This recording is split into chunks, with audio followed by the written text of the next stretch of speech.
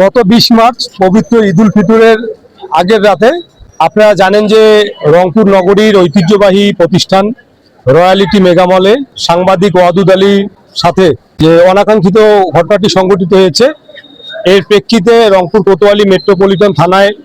একটি মামলা রুজু হয়। রয়্যালিটি কর্তৃপক্ষের তরফ থেকে প্রতিষ্ঠানের ম্যানেজার আশরাফুল ইসলাম বাদী হয়ে এই মামলাটি করেন। ঘটনাস্থল থেকে সাংবাদিক ওয়াদুদ আলীকে পুলিশ গ্রেপ্তার করেন। আজকে দীর্ঘ 10 দিন হাজতবাসের পরে বিজ্ঞ আদালত আসামির বয়স, শারীরিক অসুস্থতা, আপোষ বিবেচনা জামিন মঞ্জুর করেছে এবং সাথেই বিজ্ঞ আদালতের যে অবজারভেশন, যে সেদিনের যে ঘটনা, এই ঘটনাটি অত্যন্ত দুঃখজনক এবং আপত্তিকর এবং এই ঘটনার মধ্যে দিয়ে সাংবাদিক সমাজের পেশাগত যে মর্যাদা, যে সম্মান, সেটি অনেকাংশেই ক্ষুণ্ণ হয়েছে। ব্যবসায়ীরা যেন নির্বিঘ্নে ব্যবসা পরিচালনা করতে পারে,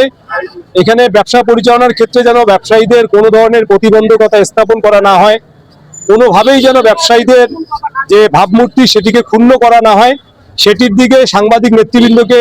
সজাগ থাকার বিষয় বলেছে। এবং আপনারা জানেন যে রয়্যালিটি মেগামল কর্তৃপক্ষের সঙ্গে এখানে যে বাংলাদেশ দোকান মালিক সমিতি, Rangpur chamber of commerce and industries এবং রংপুরের সর্বস্তরের সাংবাদিকদের প্রতিনিধিত্বকারী সংগঠন সম্মিলিত সাংবাদিক সমাজের যৌথ একটি সভা হয়েছে এবং সেই যৌথ সভায় এখানে রংপুরের সম্মিলিত যে সাংবাদিক সমাজ, তাদের পক্ষ থেকে রয়্যালিটি মেগামল কর্তৃপক্ষের কর্ণধার মোহাম্মদ তানভীর হোসেন আশরাফি এবং মোহাম্মদ তহিদ হোসেন আশরাফি তাদেরকে জামিনের বিষয়ে সহায়তা করার প্রস্তাব দিলে তারা এখানকার যে ব্যবসায়ী সমাজ, সাংবাদিক নেতৃবৃন্দ,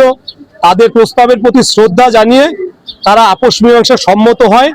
এবং তারা আপোষ মীমাংসার যে মনোভাব দেখিয়েছেন, এর মধ্যে দিয়ে আসলে তারা একটা উদারতা পরিচয় দিয়েছেন। আসামি পক্ষে আমি ছিলাম, ওয়াদুদ সাহেবকে জামিন করানো সম্ভব হচ্ছে সম্পূর্ণ তাদের উপরেই নির্ভর করে, তারা উদারতা দেখিয়েছেন। আর সর্বোপরি হচ্ছে তারা আসামি পক্ষে যে ওয়াদুদ সাহেব, তার বর্তমান মানসিক অবস্থা ভালো নয়,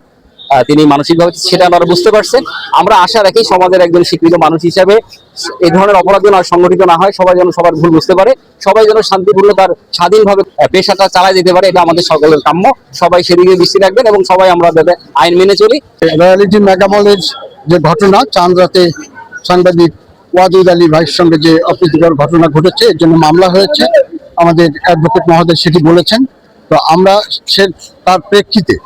সম্মিলিত সাংবাদিক সমাজ, রংপুরের নেতৃবৃন্দ, আমরা জেলখানায় সাংবাদিক ওয়াদুদ ভাইয়ের সঙ্গে কথা বলেছি এবং তার কাছ থেকে কমিটমেন্ট নিয়েছি যে ভবিষ্যতে এ ধরনের ঘটনার পুনরাবৃত্তি আর ঘটবে না এবং তিনি শারীরিক এবং মানসিকভাবে আসলেই উনি অসুস্থ।